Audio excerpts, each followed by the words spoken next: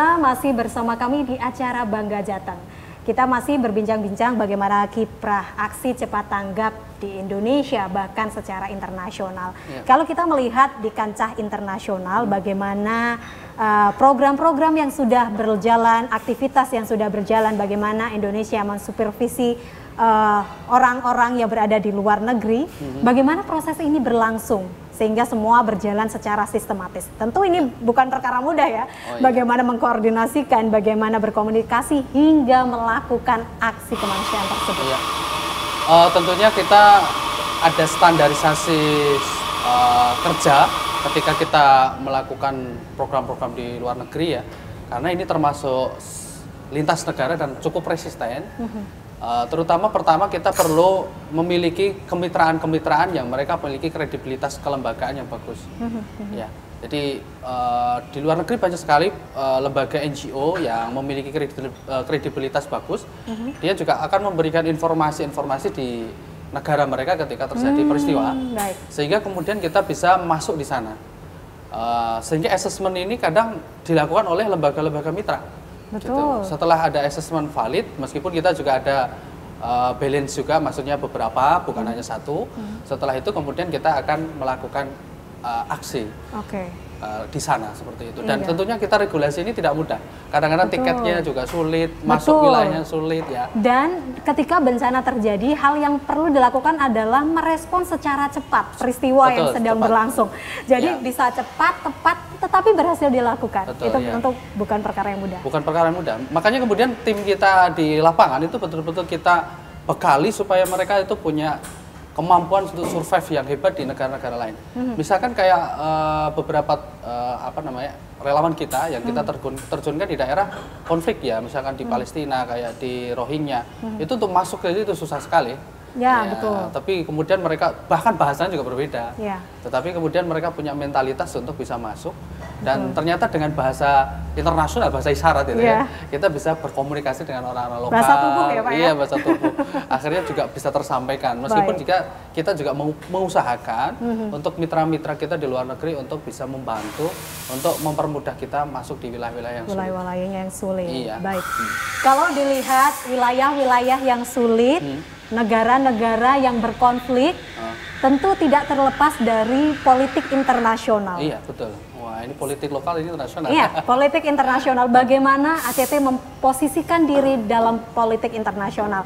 Tidak dipungkiri itu pasti akan bersinggungan. Betul sekali. Secara banyak atau kurang ya Pak ya? Iya, memang beberapa aksi di luar negeri ini kadang-kadang ada singgungan-singgungan yang mungkin ada kepentingan untuk apa istilahnya ACT tidak eksis di sana. Ya, kita tentunya menghadapi ini bahwa kami selalu menyampaikan ini lembaga kemanusiaan, bahwa yang kita bantu ini adalah orang-orang yang dia istilahnya tidak mendapatkan hak kehidupan mereka.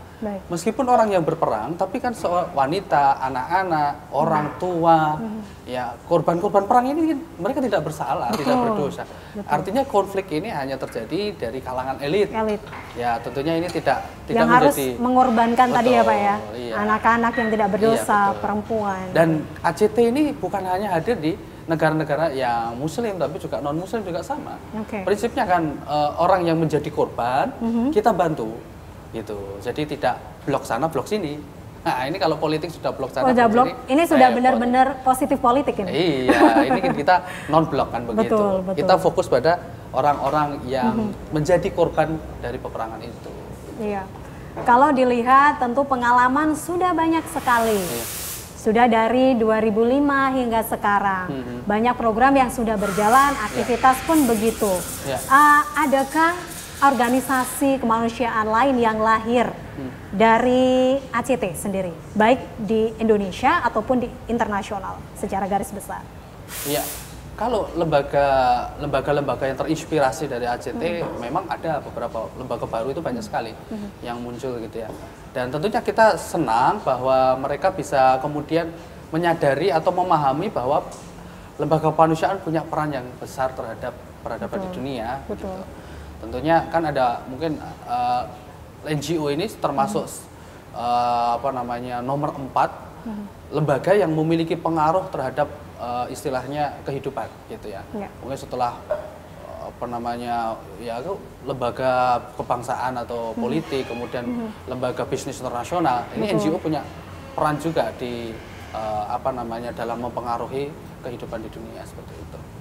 Kalau ditarik kembali tadi secara internasional, kemudian Bapak Gianto sendiri sebagai kepala cabang di Jawa Tengah, ini sebenarnya kalau dilihat dari program-programnya, adakah yang membedakan program-program di Jawa Tengah dan juga di provinsi lain mungkin di Indonesia, Pak? Atau mungkin di dunia? Tentu karena beda karakteristik masing-masing wilayah, tentu ada perbedaan di sana ya. Iya, saya menyadari sesuatu hal yang memang setiap provinsi memiliki nilai yang berbeda dengan provinsi yang lain. Kalau seperti misalkan di Jawa Tengah. Jawa Tengah saya yakin Jawa Tengah adalah lumbung beras nasional.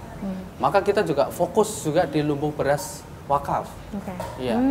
Di Jawa Tengah ini kan juga sentra perikanan, kemudian sentra peternakan. Nah ini kemudian program-program AJT ini banyak di Jawa Tengah itu yang fokus juga di bidang pangan. Karena harapan kita dengan kuatnya di Jawa Tengah program-program pangan ini bisa mensupport secara nasional, nanti bisa menyelesaikan problematika secara menyeluruh. Jadi dari beras ini yang kita buat ini bahkan sudah pernah sampai ke Palestina, sampai ke Rohingya, bisa sampai ke Somalia. Bahkan kalau terjadi bencana nasional, beras ini berasal dari lumbung kita, itu ke seluruh pelosok di Nusantara, gitu. Bisa kayak di Irian Jaya. Di salah satu program yang membedakan dengan provinsi lainnya, betul, ya, Pak, betul. Ya? Dan kita sangat konsen sekali untuk bisa program pangan ini bisa kemudian setiap daerah di Jawa Tengah punya. Gitu. Baik.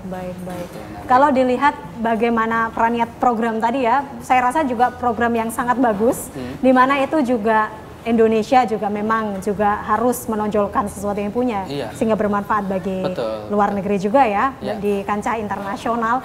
Tetapi di sini tentu juga butuh kerjasama antara dan dengan government ya, mungkin dengan pemerintah atau dengan organisasi internasional lainnya, atau dengan pihak-pihak lainnya. Dengan siapa sajakah saat ini AJT bekerja sama, Pak Gianto? Pertama kita selalu melibatkan pemerintah dalam program-program kita. Misalkan kayak program untuk luar negeri selalu kementerian selalu kita libatkan. Kementerian Sosial, Kementerian Ekonomi, Kementerian bahkan Wakil Presiden pada saat itu Bapak Yusuf Kala waktu itu kita juga libatkan dalam program-program kemanusiaan kita.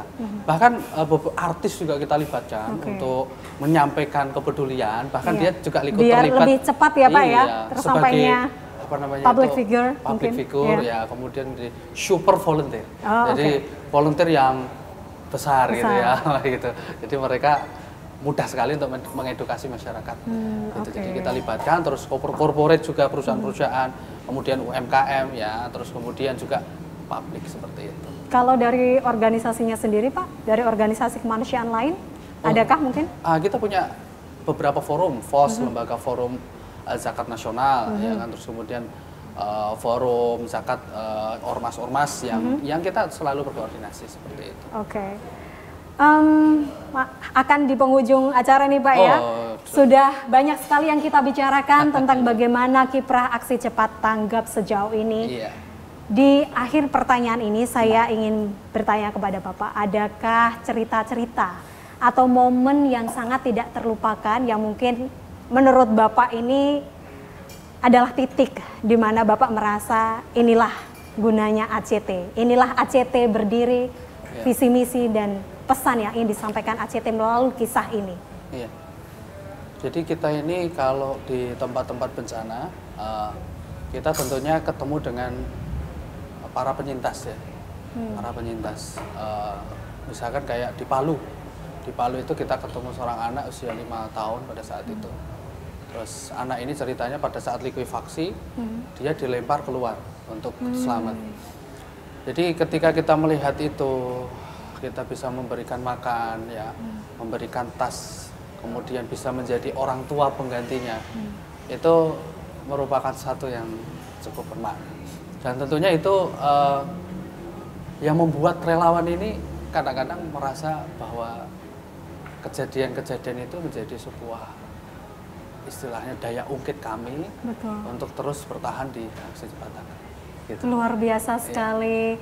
Terima kasih banyak Pak Gianto, sukses terus untuk aksi Cepat Tanggap. Amin. Dengan program-programnya, juga menjelang Ramadan tentu banyak sekali program-program yang ingin dilakukan. Terima kasih banyak, selamat melanjutkan aktivitas, nanti kita masih ngobrol-ngobrol sedikit lagi ya. Bapak pemirsa, itu tadi obrolan bersama Bapak Gianto terkait aksi Cepat Tanggap, bagaimana kiprahnya. Dan tentu saja menginspirasi kita untuk tetap peduli kepada manusia, bukan hanya di negara kita, tetapi juga di luar negeri. Tentu bukan perkara mudah, semudah membalikkan telapak tangan. Tetapi inilah guna kita sebagai manusia untuk manusia. Saya Putri Ramadhani, jumpa lagi di episode berikutnya bersama kami hanya di Bangga Jateng.